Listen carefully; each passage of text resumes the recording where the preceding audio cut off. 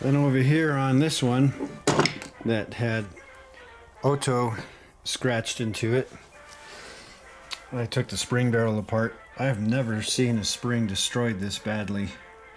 Usually the end will break off or it'll break in the middle, but I've never seen one completely destroyed like this. I don't even know how that happened. So I've got another spring on order, and this one's going to have to wait. I also ordered some bulk belting and some pinstriping paint. I'm going to try my hand at pinstriping. There are decals available for the really early ones. Let's see here, the hand painted ones. I don't know if there's any left to show. Barely see it. Well, this was all hand applied. The later ones have a completely different shape to them. So I have quite a few of these early ones that are going to need to be touched up, so I'll see how steady my hand is. Okay, I got the new spring in. I prefer not to film the installation of the springs. I take no liability if somebody installs one of these and gets injured. Don't put these together unless you know what you're doing. So anyway, I'm going to get the rest of this together. It's also challenging to get this to hook on too, but anyway, it'll be all magically assembled when I film it again. So if you ask 100 different people what to lubricate your phonograph springs with, you'll get 100 different answers. I don't like to use wheel bearing grease. I'll go with a general purpose grease. It's a lot thinner and it performs better in colder climates. You know, my phonograph room gets down into the low 50s during the winter. So I was going to try this. So from what I could find on the internet, the original lube was supposed to be a mixture of Vaseline and graphite. So I'm going to try this Molygraph for my phonograph. This has the moly additive and graphite in it. It's general purpose, so it's not terribly thick. So this will be my experiment and see if this will be a suitable grease to use in the future on the rest of the machines. I just loaded it up in a syringe and squirt it into the grease hole. Parts cleaned up real nice.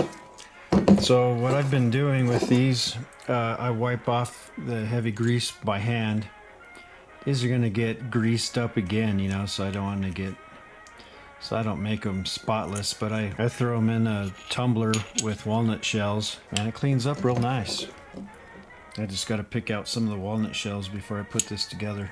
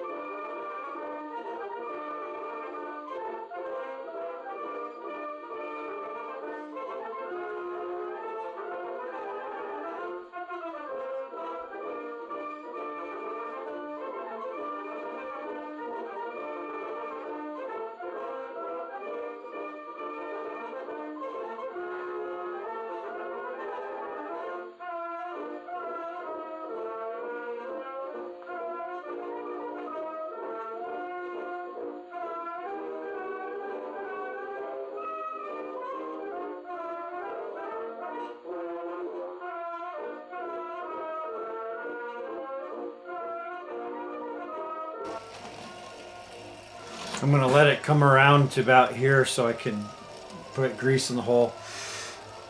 Actually, I need to wind that up. That's gonna collapse the spring and make a space for the grease.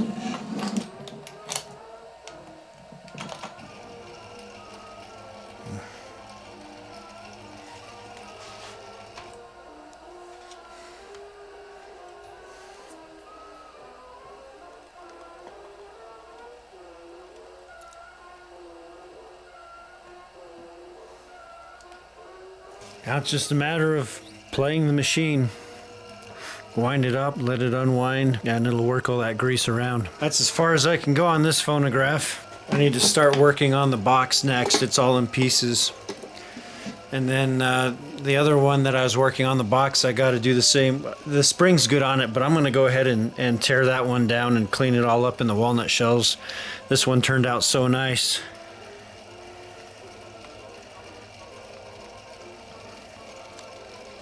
And that's going to set my phonographs apart from other people's on eBay, because nobody does that kind of work. They just find them at estate sales and throw them up real quick, so I'll be able to ask a better price. So it is more work, but you know, put some pride of workmanship in here, not just trying to flip junk.